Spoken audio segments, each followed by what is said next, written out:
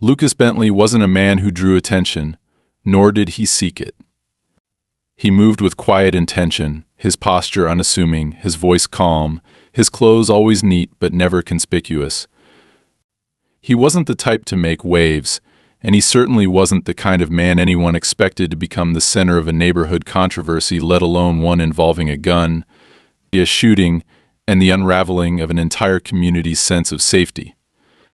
Yet, as he sat alone in his car, parked in the driveway of the house he had purchased just over a year ago for his younger sister, he had no way of knowing that one woman's paranoia, paired with the neighborhood's silent complicity, would soon turn his life into a national headline and leave scars that would never fully heal. The house was modest by suburban standards, 2 stories, gray vinyl siding, and a front lawn that Lucas paid someone to mow bi-weekly, but it held something far more important than aesthetics. It held his sister Laura, who after years of battling a severe anxiety disorder, had finally begun to rebuild her independence. Lucas had spent years helping her through the darkest moments, emergency rooms at 3 a.m., psychiatric holds, changing medications, and navigating the delicate balance between giving her space and making sure she was safe. When she had finally expressed a desire to live alone, Lucas hadn't hesitated. He sold off an investment property, dipped into his retirement account, and bought her a home in one of the supposedly safest neighborhoods in the county. That phrase had been repeated at least 3 times during the sale: safe, secure, peaceful. But Lucas knew better than to trust real estate language. Safety, he believed, was never about gates or fences or patrol cars. It was about people. And people, more often than not, were unreliable.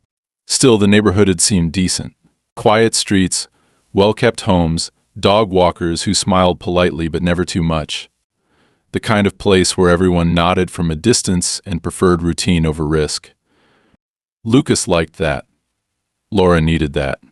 What neither of them needed was Karen Mayfield. Karen had introduced herself the very first day Lucas moved Laura in. She wore a pastel yellow cardigan over a white blouse, carried a clipboard even though there was nothing scheduled, and stood on their doorstep with the stiff-backed confidence of someone who was absolutely certain the world would be better if everyone simply followed her lead. She hadn't asked if Laura needed help settling in.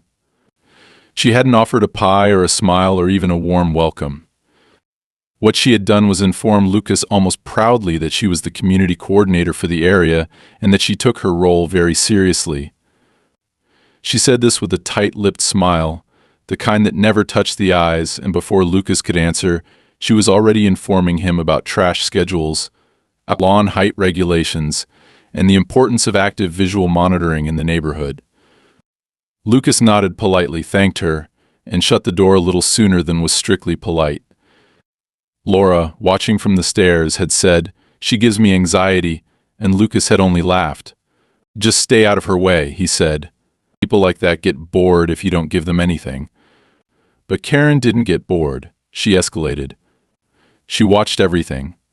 If Lucas stayed more than an hour, she would linger near the sidewalk, pretending to check her mail or walk a dog she didn't own. If Laura ordered groceries more than once a week, a note would appear on her porch reminding her about traffic congestion. If a package sat for more than 2 hours, a text was sent. Yes, she had Laura's number, even though Laura never gave it to her. But Lucas, always wary of conflict, kept telling Laura not to worry.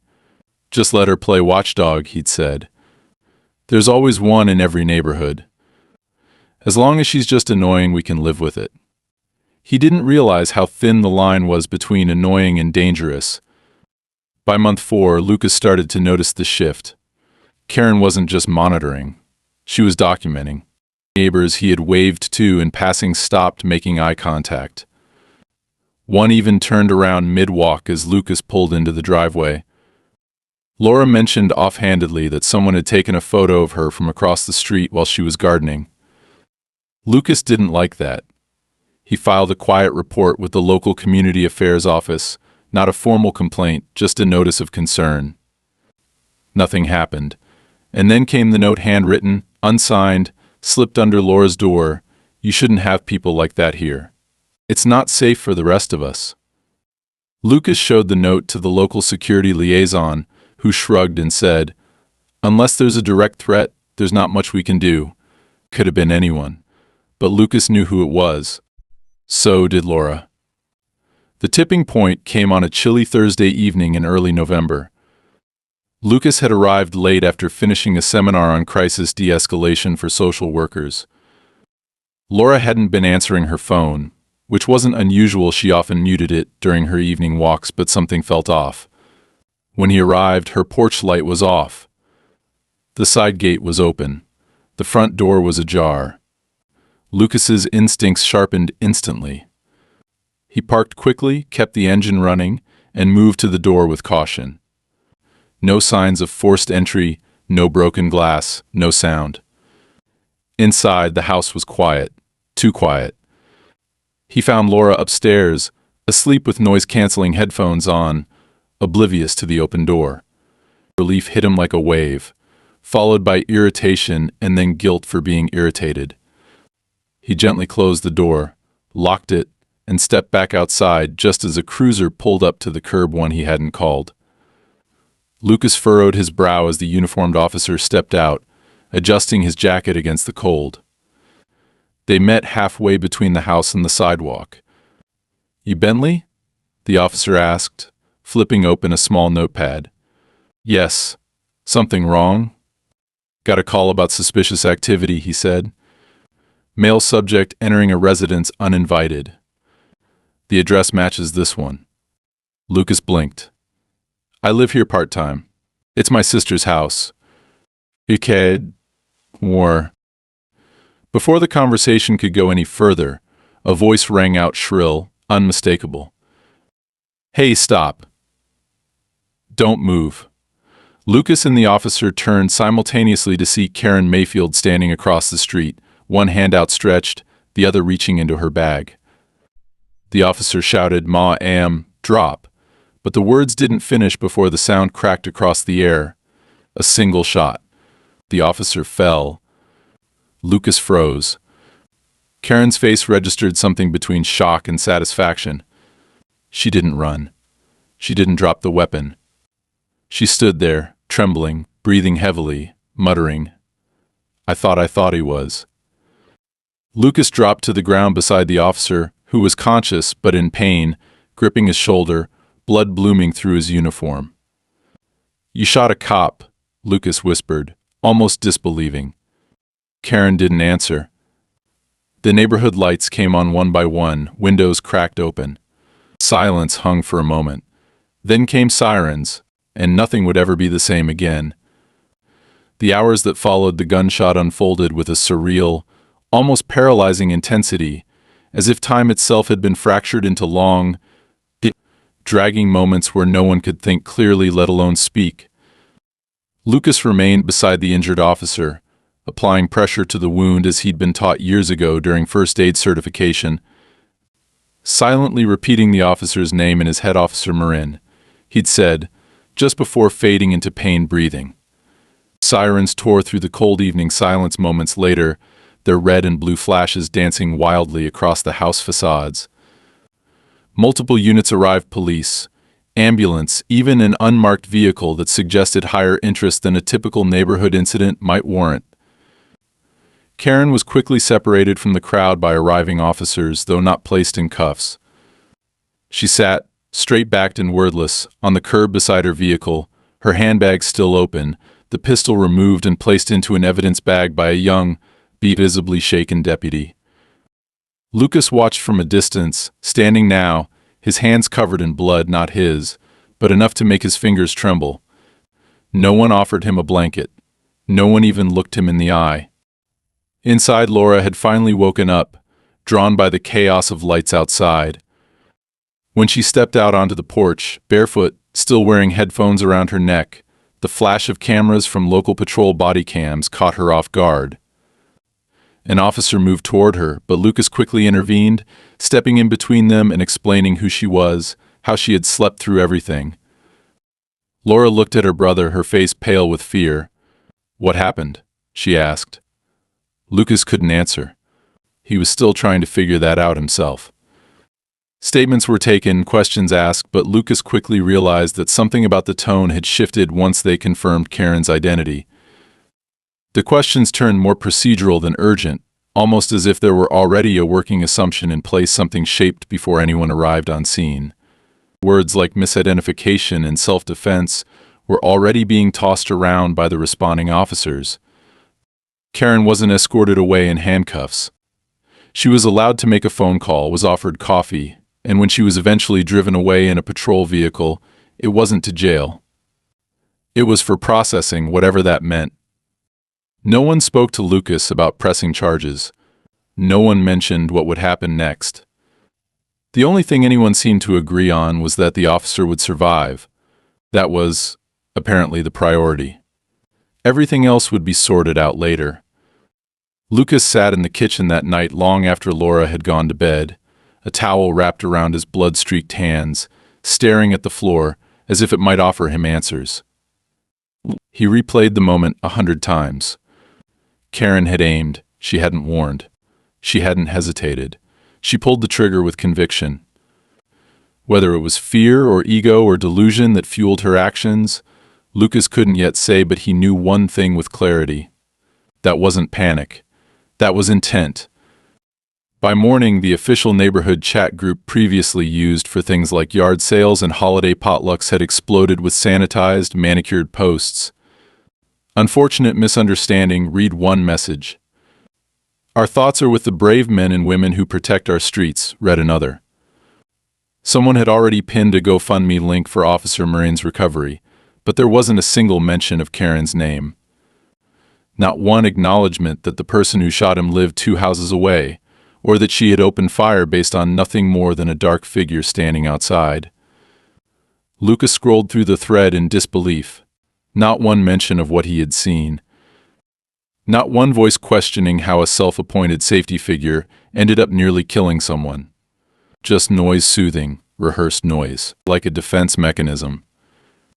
Later that day, a man in a Navy windbreaker rang his doorbell. He introduced himself as Lieutenant Grover with the department's Internal Incidents Office, though Lucas could tell from his demeanor that this wasn't an informal visit. "We'd just like to clarify a few things," the man said, stepping into the living room uninvited. Lucas offered coffee out of habit, but Grover declined. His notepad was already open, pen poised. What followed was more of an alignment session than an interview. Grover wanted to know exactly where Lucas was standing, whether he had seen Karen's face before the gun went off, whether he thought she could have reasonably feared for her life. Lucas was careful with his answers. Too careful. He had no interest in warping his memory to fit a narrative, but he also sensed that Grover wasn't just here for facts, he was here to frame the picture cleanly. "Did she say anything threatening before she fired?" Grover asked. "She said, 'Hey, stop. Don't move.' That's all I heard," Lucas replied. "Did she appear disoriented? Confused?" "No," she looked, determined. Grover jotted something down but didn't react. "She shot a cop," Lucas said finally. There was no threat. He wasn't even facing her. She just decided he was someone who didn't belong. Grover looked up then, meeting Lucas's eyes for the first time since entering the room. "There's a process in place," he said calmly. "She'll be evaluated accordingly." Lucas didn't ask what accordingly meant. He didn't trust the answer. That evening, Laura showed him an email she'd received from someone named Cynthia Morton, the chair of the neighborhood's Wellness and Engagement Committee, a term Lucas hadn't even known existed. The message was cloaked in concern but thinly veiled judgment. "We understand your household has recently experienced distress. While we want everyone to feel safe and supported, please be aware that high-visibility incidents can affect the emotional tone of the community. We encourage you to limit gatherings for the time being and be mindful of appearances." Lucas laughed when he read it. A dry, bitter laugh. "They're telling us to stay quiet," he said. Laura nodded, looking exhausted. "They want it to go away," she said. And Lucas knew she was right. 2 days later, Karen reappeared. Not publicly, but Lucas spotted her car parked in her driveway, the curtains drawn, porch light off. No apology, no announcement, just presence. And just like that, the whispers began again. He overheard them at the grocery store, at the gas station. It could have happened to anyone. She just made a mistake. It's not like she meant to hit him. Lucas couldn't believe how quickly people wanted to forget. He understood why they didn't want to believe it could happen here. But it had, and it would again if no one said anything. The worst came a week later when Laura found a printed flyer stuffed into her mailbox. It wasn't signed, but the message was clear. Certain residents bring a negative energy. Some homes just don't belong in peaceful neighborhoods. We remember who disrupts the balance. Lucas held the paper in his hands and felt something shift inside him. He wasn't just angry, he was done being cautious. He was done assuming the system would self-correct. If the institutions around him wouldn't name the danger, he would. But he also knew that if he went in alone, they'd bury him with bureaucracy. He needed leverage. And that meant building something stronger than a witness statement. It meant strategy. He started quietly. Contacted a civil rights advisor he had worked with years ago. Not a lawyer yet, just a conversation. Then he reached out to the precinct liaison officer he had trained with during his time consulting on de-escalation protocols. It wasn't about revenge. It was about exposure. Because if a woman could shoot an officer and walk back into her house a week later without so much as an apology, then what she'd done to the cop was only a glimpse of what she could do to everyone else. Lucas didn't want to fight, but he knew now it was no longer optional. It began with silence, not the kind that brings peace or stillness, but the kind that simmers. The kind that follows disaster when no one quite knows what to say, so they don't say anything at all. Lucas noticed it first in the way people avoided eye contact when he passed them on the street. Neighbors who once waved now turned away, or busied themselves with sudden tasks as he approached. It wasn't open hostility, it was worse. It was erasure, an intentional muting of his presence, as if acknowledging him would force them to acknowledge the truth they were desperate to bury. A woman had shot a police officer in their quiet, orderly neighborhood. And rather than confront what that meant, they decided the more dangerous disruption was the man who wouldn't let it be forgotten. Lucas didn't push. Not yet. He had no interest in drawing attention to himself or Laura. He knew better than to wage war against shadows. People like Karen didn't operate through direct confrontation. They didn't slam doors or shout on porches. They whispered in meetings, made calls after hours, influenced through implication. They removed you without touching you. And Lucas could already feel the edges of that pressure closing in. Laura's delivery service began arriving inconsistently. Once her medication was left on a random neighbor's porch and marked delivered. A weekly therapy appointment she had scheduled for months was suddenly canceled by the provider, citing administrative reevaluation of client eligibility. Lucas called to clarify and was told they'd received a complaint about unpredictable behavior from someone in the household. The complaint was anonymous. Of course it was. At first he thought it was coincidence. A few bad apples spoiling things at once. But when a maintenance company he'd used to clean the gutters emailed to say they were no longer servicing properties in that zip code. And when a friend in the city tried to visit and was stopped at the neighborhood gate and asked whether they were a verified guest of record, Lucas knew this wasn't chance. Someone was tightening the net. Not legally, not directly, but methodically. His life was being corralled, reshaped, compressed until all the options that once felt normal now came with friction, suspicion, subtle consequences. This was a form of warfare, quiet, strategic, and almost impossible to prove. Then came the invitation. A letter appeared in his mailbox, printed on expensive cardstock, the header adorned with soft pastels and a faux floral border. It was from the Community Harmony Committee, inviting him and his sister to a conversation and refreshments evening at the home of Cynthia Morton. The same woman who had previously emailed Laura about being mindful of emotional tone. The message was clear: "Come, let's talk about your place here." Lucas read it twice, then threw it in the trash. The next morning, Cynthia herself appeared on the front porch with a tray of lemon bars and the same smile she used to sell guilt as courtesy. She spoke softly, almost apologetically, as she mentioned that she was concerned about how isolated Laura had seemed, and wondered if Lucas might consider attending the evening. "We think it might ease tensions," she said, as if tensions weren't something her side had curated and cultivated like a garden. Lucas declined, politely but firmly. He wasn't playing their game.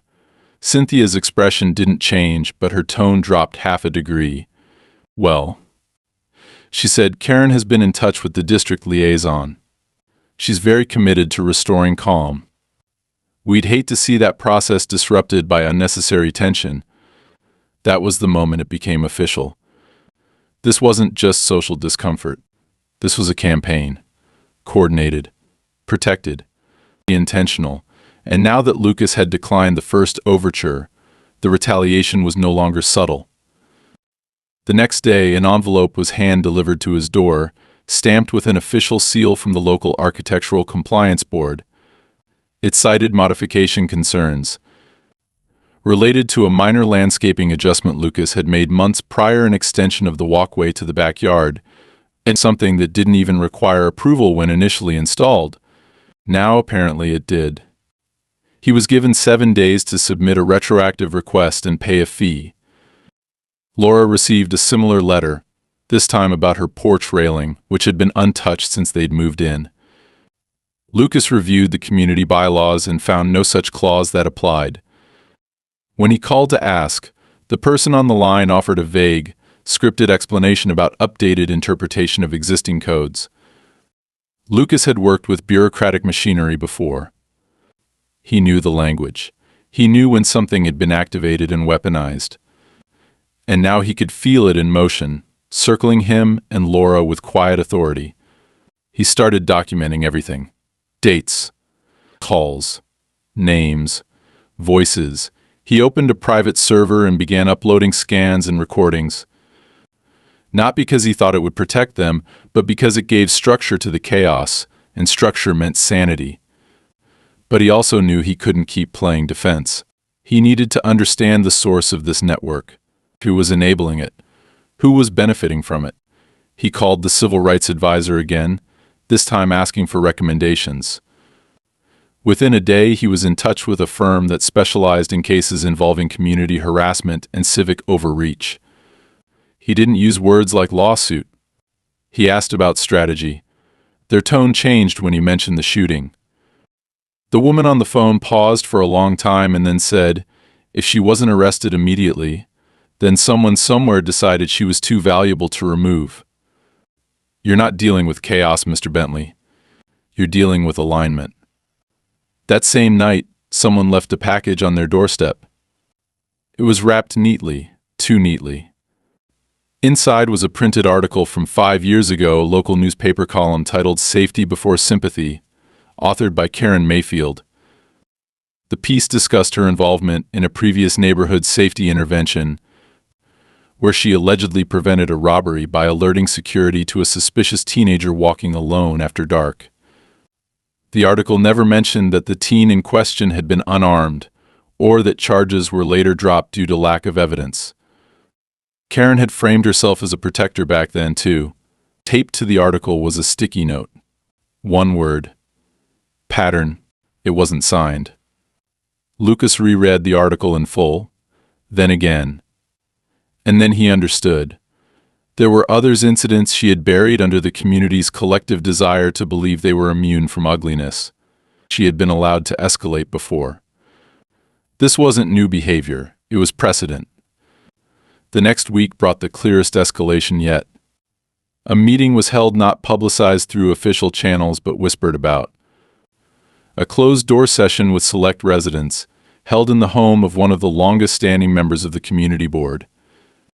Lucas wasn't invited, But a contact from his legal outreach, a local zoning compliance officer he'd once taught in a municipal seminar, alerted him that his name had come up. Apparently, the group was discussing options to preserve cohesion and stability, and Lucas's continued presence was being cited as a possible source of friction. The language was careful, but the intent was unmistakable. They weren't going to attack him directly. They were going to push him out, legally, financially, socially, inch by inch, until staying felt more painful than leaving. That night, as Lucas sat at the dining table with Laura, both of them trying to pretend they weren't spiraling, a knock came at the door. A man in his 50s stood on the porch, wearing a maintenance uniform from the district energy provider. He introduced himself simply Thomas, said he'd worked this sector for almost 10 years. And then he handed Lucas an envelope sealed, unmarked. "Not my business," he said.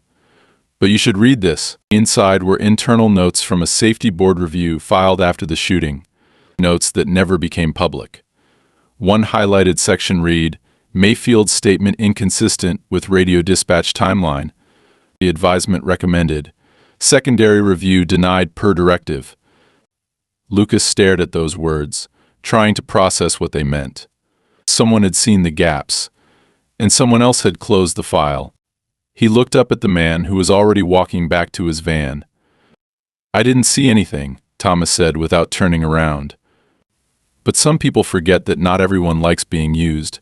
The door closed, and Lucas knew the deeper he dug, the more dangerous it would get. But he also knew he was already in it. And this time he wouldn't be the one who backed away first. Lucas spent the following week walking the line between calm and calculation.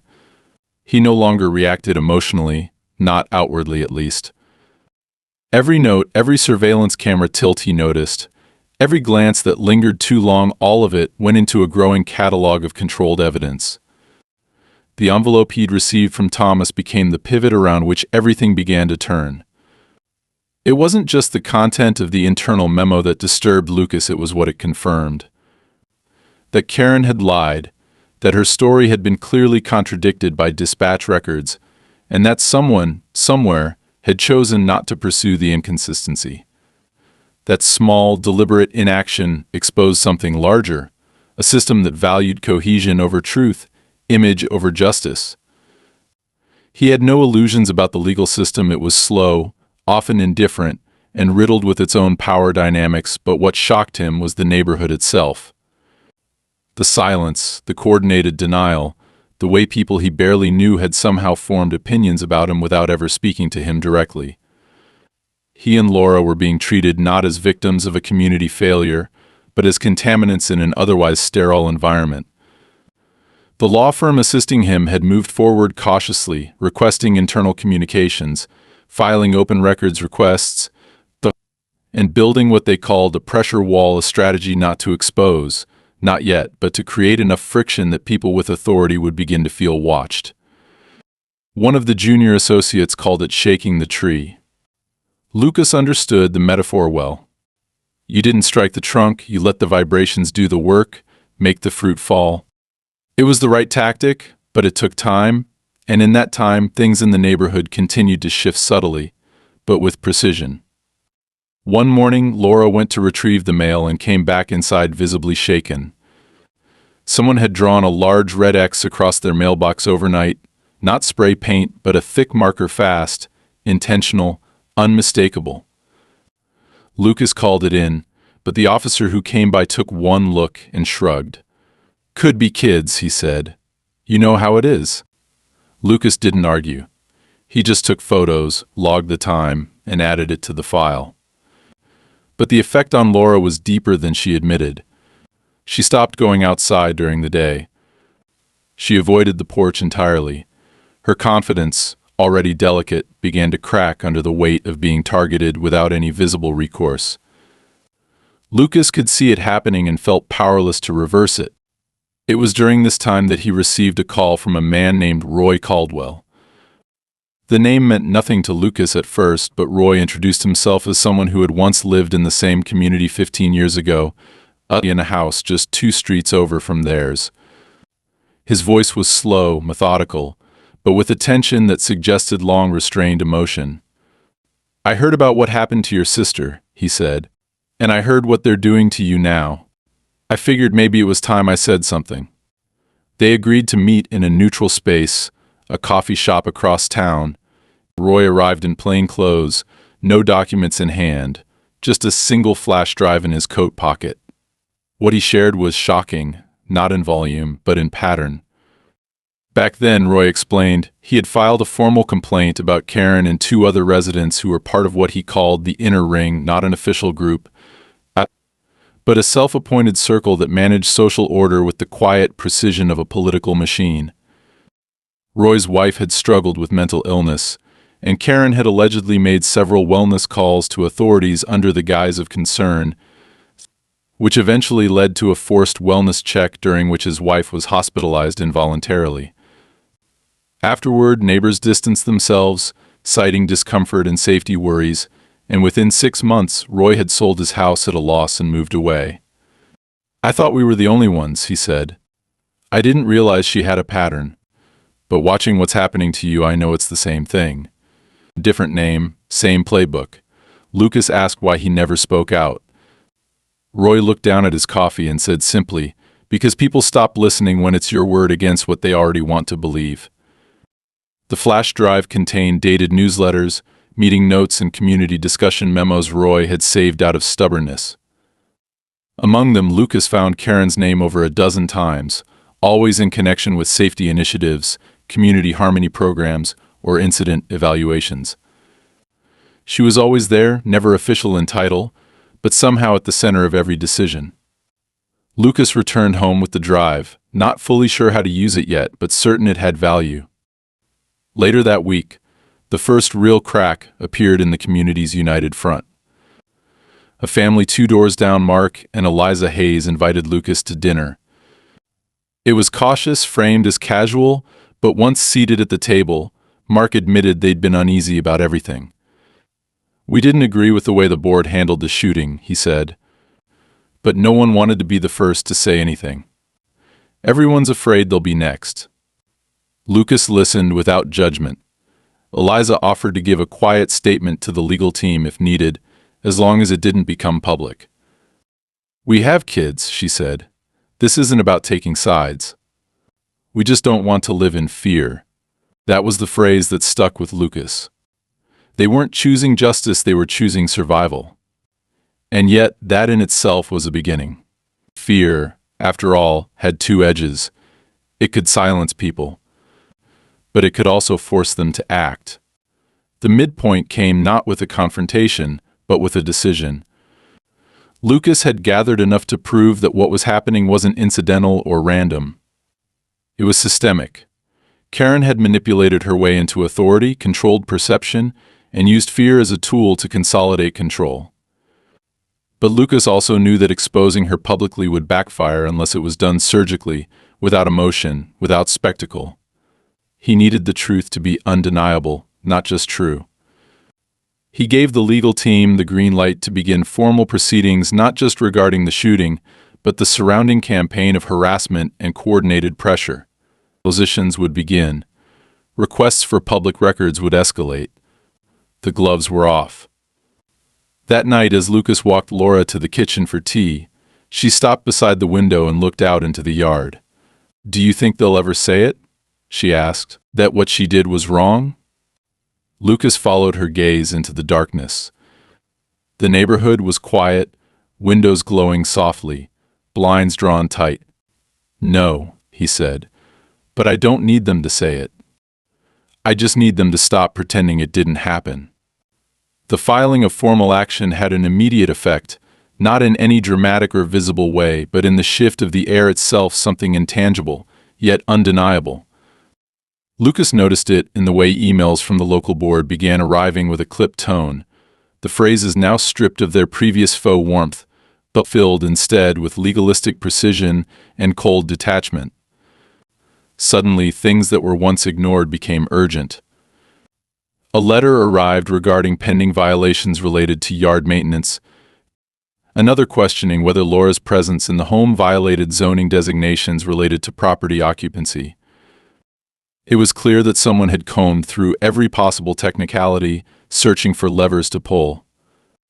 Lucas responded to each one formally through counsel, forcing everything into documented territory, where manipulation would be harder to disguise. And yet the flood of technical friction was only part of what he felt closing in. The more dangerous force was cultural, psychological, a narrowing of space, a campaign of unease. It began with noise. For weeks, the street outside their home had been quiet. Now, inexplicably, landscaping trucks arrived at 6 a.m., though no work was visible. Leaf blowers ran for hours. Dogs barked from houses that had never housed pets before. At night, car alarms blared once, then stopped enough to wake them, not enough to track. Lucas installed additional security cameras, quietly upgraded the system he had placed in the house during its renovation, and created a secure backup feed that uploaded footage off-site. He told no one. He wanted the watchers to believe they were being watched. Then came the paperwork. Someone submitted a request for public records regarding Lucas's background, specifically his work history, licensing, and previous contracts. Though legal, it was an unusual move, and one of his colleagues from the university quietly alerted him that an anonymous inquiry had also been submitted to Human Resources, asking whether he had disclosed any ongoing litigation involving community conflict. It was the kind of question designed not to accuse, but to plant a seed in implication. Lucas responded preemptively, reporting the incident himself, providing documentation and timelines. The administration appreciated the transparency. But the message was clear: the effort to undermine him was no longer limited to his neighborhood. It had extended into his profession. He was being painted as a liability, someone unstable, someone who made trouble. One morning, Laura found a small drone hovering outside her bedroom window. It buzzed for a moment, then veered off and disappeared behind the trees. Lucas chased it on foot, but it was gone before he reached the edge of the lot. When he reported the incident, the responding officer wrote a brief note and shrugged.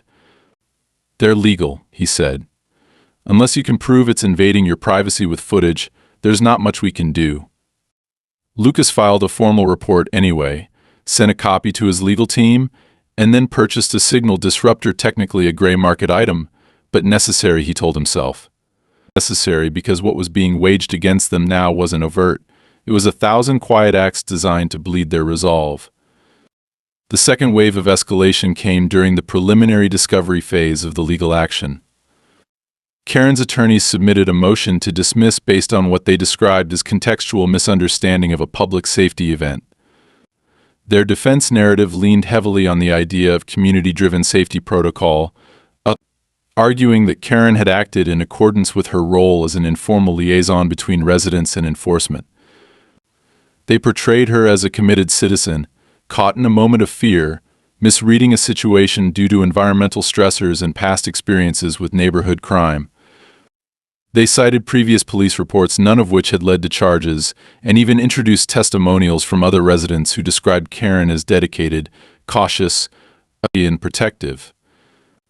Lucas read the filings in silence, rage simmering beneath his ribs. Not because the strategy surprised him, he had expected her team to weaponize the image of a well-meaning civilian, but because it was working. Already the tone in the press had shifted. A small article appeared in a regional outlet framing the event as a community tragedy born of miscommunication. No mention of the officer's name, no mention of the gunshot. Just a blurry summary of a concerned resident who mistook a man for someone dangerous. That was the version being disseminated, now tidied, cleaned, polished for public consumption. Lucas felt the ground shifting beneath him again, as if the harder he fought to reveal the truth, the more effort was being spent crafting an alternate one. And then the break-in happened. It wasn't dramatic. No windows shattered. No alarms tripped. But Lucas knew the space well enough to notice when something had been moved. A drawer in the hallway slightly ajar. A step stool not where it had been left. Laura hadn't seen anything. Nothing was missing. But when Lucas checked the hidden backup drive for their security system, he discovered that the last 12 hours of footage had been overwritten. Not erased, just gone, the system having automatically restarted during what appeared to be a scheduled firmware update. It wasn't possible, not with the redundancies he had built in. Someone had been in the house. Someone who knew how to avoid detection. He didn't report it. He couldn't. Not without appearing paranoid. Instead, he reinforced the locks, installed silent alerts on every entry point, and began rotating their schedule. He altered driving routes, adjusted patterns, not out of fear but to complicate the routine, to make it harder for whoever was watching to anticipate their movements. Laura noticed the shift but didn't question it. She moved quietly through the days now, her anxiety internalized, weaponized into discipline. She asked fewer questions, watched more. Lucas hated what was happening to her, but he also understood the necessity. They were under siege, not with weapons, but with pressure applied deliberately, until something cracked. The following week, the neighborhood newsletter arrived. It featured a new section, Community Resilience Spotlight. The first recipient? Karen Mayfield. A full column praised her continued dedication to neighborhood safety, her courage under pressure, and her unwavering commitment to fostering a secure environment.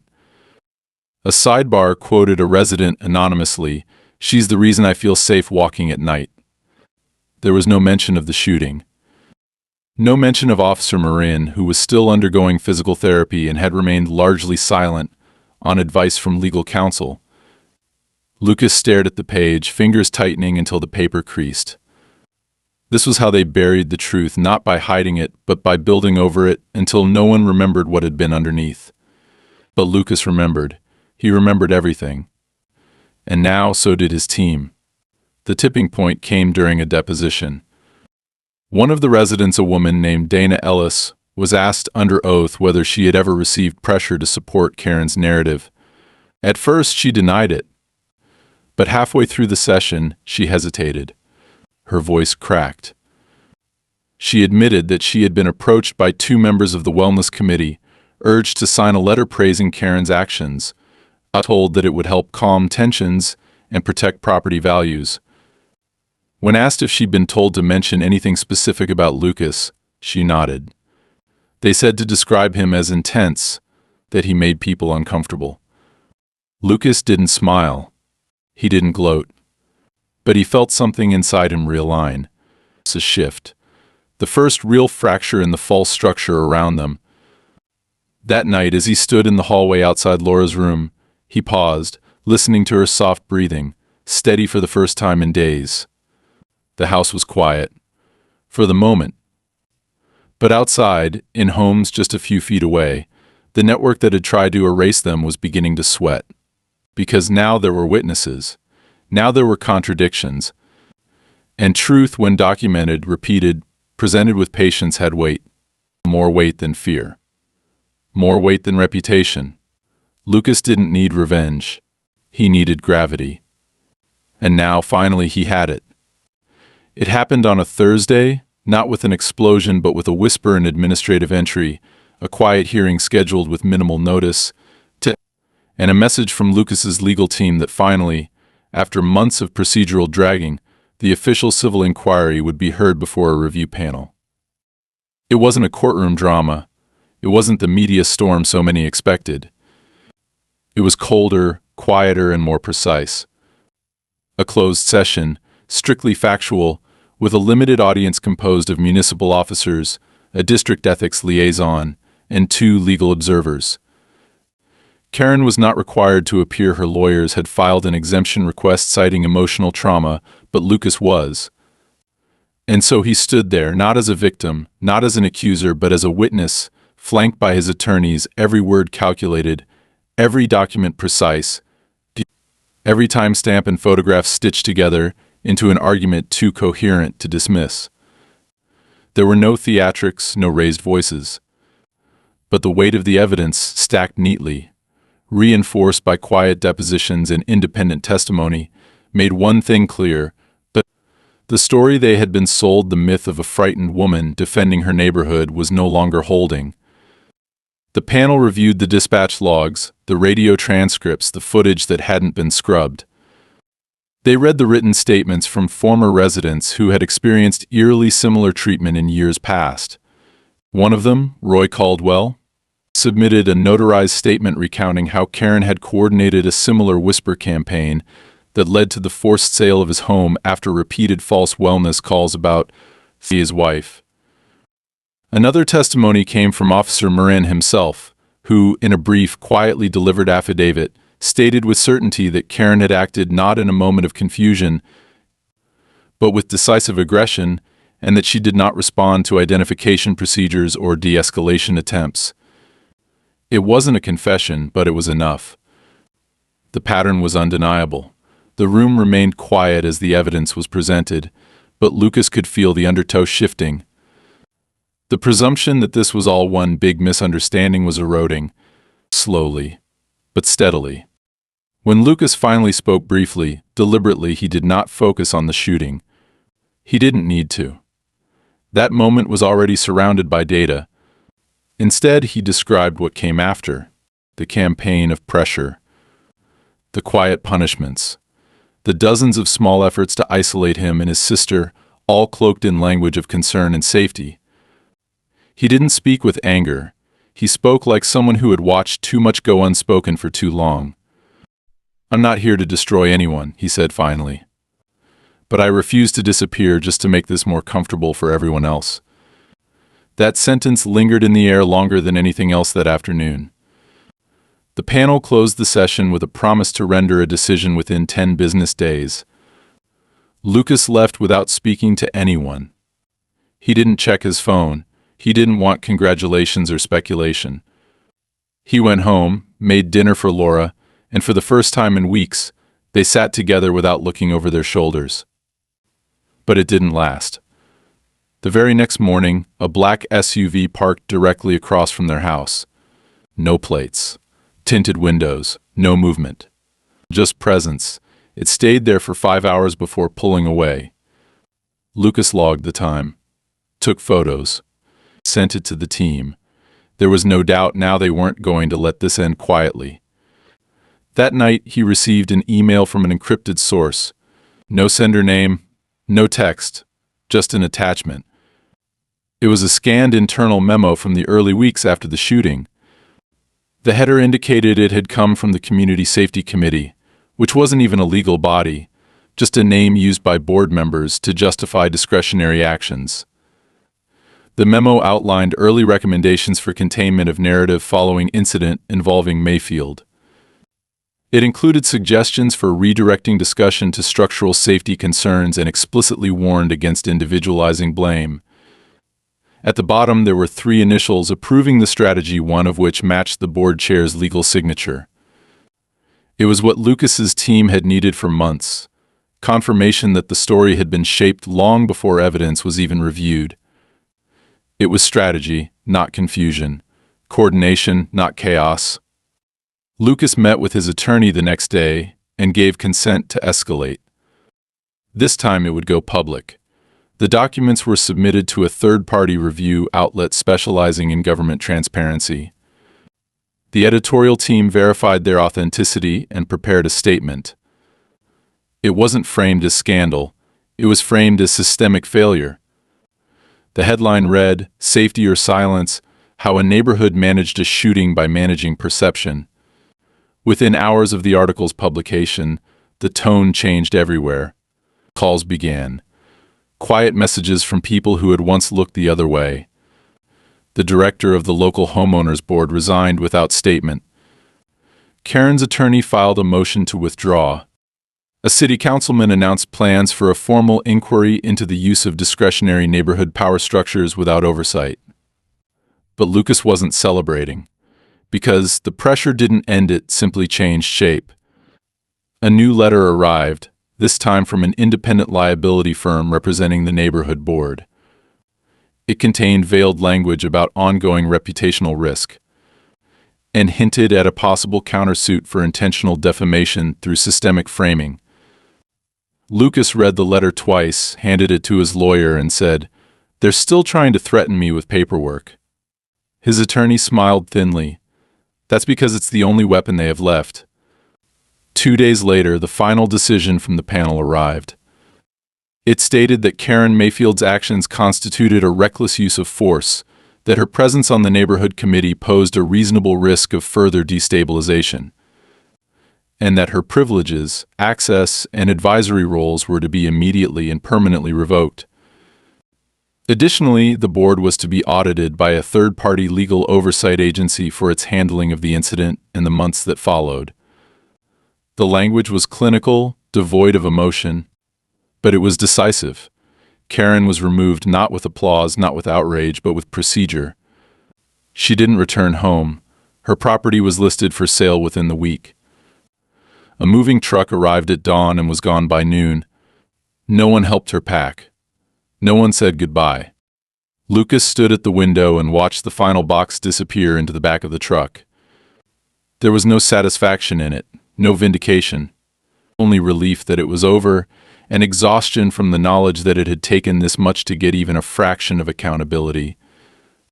Later that evening, a knock came at the door. It was Officer Marin, walking slowly with a cane, the line of a scar visible under his collar. He didn't stay long. He just handed Lucas a folded note and said, "Didn't get to say it then." Lucas opened the paper. One word, "Thanks."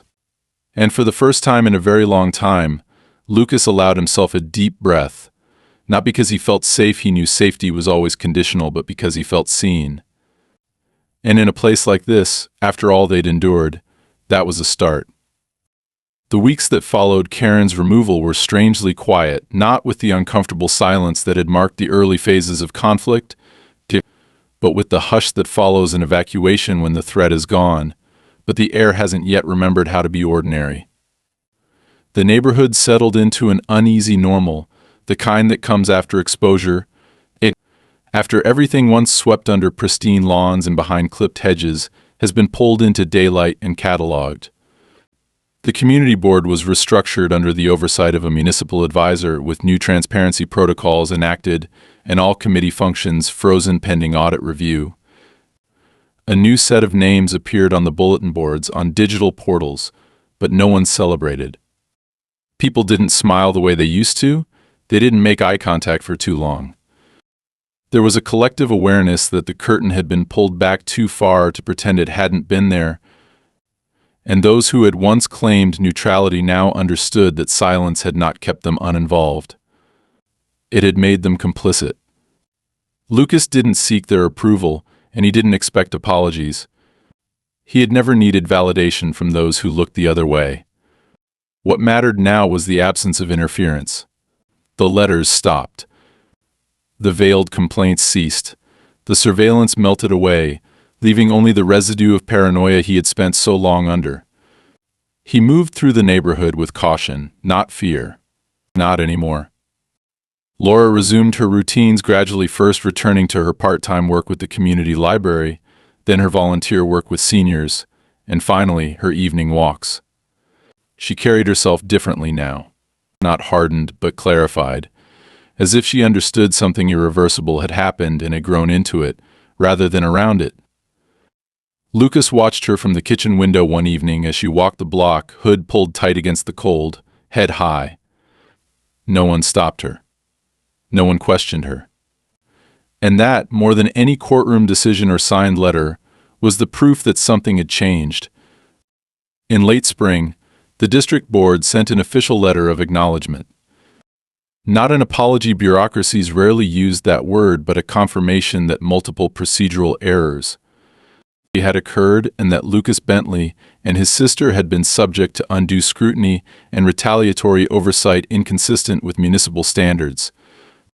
The letter concluded with an invitation to participate in a civic oversight committee being newly formed to ensure such incidents would not repeat. Lucas declined, not out of spite, but from clarity. He had no interest in becoming a figurehead. He had done what he came to do. He had held the line long enough for the machine to stall, for the rot to be identified. Now it was someone else's turn to rebuild. The house, once a symbol of anxiety and siege, settled into the life it was originally intended to support. They repainted the front door, replaced the mailbox, pulled out the dead hedges along the east side and planted lavender instead. It was not healing in the way people describe it in books or speeches. There was no moment where the pain disappeared, but it was steady, cumulative. It showed itself in small things: Laura sleeping through the night, the return of unremarkable days, the absence of fear in the quiet. Lucas resumed teaching again, but only part-time, by choice. He gave lectures occasionally, not about trauma or violence, but about structure, how systems break down, and how they rebuild. He never mentioned Karen by name. He never needed to. The lesson was never about the person. It was about the pattern, and how quickly patterns become institutions if left unchecked. Karen Mayfield did not return to the area. Her property sold in silence to a development group, which quickly flipped it and erased all exterior trace of its former owner. No one mentioned her after that. Her name vanished from community records, her image removed from old newsletters. It was as if the neighborhood decided the best way to protect its new version of peace was to erase the woman who once claimed to defend it. But Lucas never forgot. Not out of bitterness, but as a reminder. Because memory, even painful memory, is what prevents repetition. One evening, he found a photo she had dropped once, a candid from an old newsletter, Karen smiling beside a new security sign she had installed. He kept it briefly, then shredded it. She wasn't a villain in his story anymore. Just a closed chapter. A finished file. On a mild June evening, Laura sat with Lucas on the back porch as twilight settled in, the garden lit by solar lamps and the hum of insects returning for the season. She turned to him and asked, "Do you think it's over?" He didn't answer right away. He considered the question carefully, not wanting to give her comfort for the sake of it. Finally, he said, "It won't come back. Not like before. What they had, what she built, was a structure held together by silence. That's gone now." She nodded slowly, not needing more. They sat in comfortable silence, no lights in their eyes, no watchers across the street, no code words or schedules to mask their movements. Just peace, not perfect, not permanent, but real. And that was enough.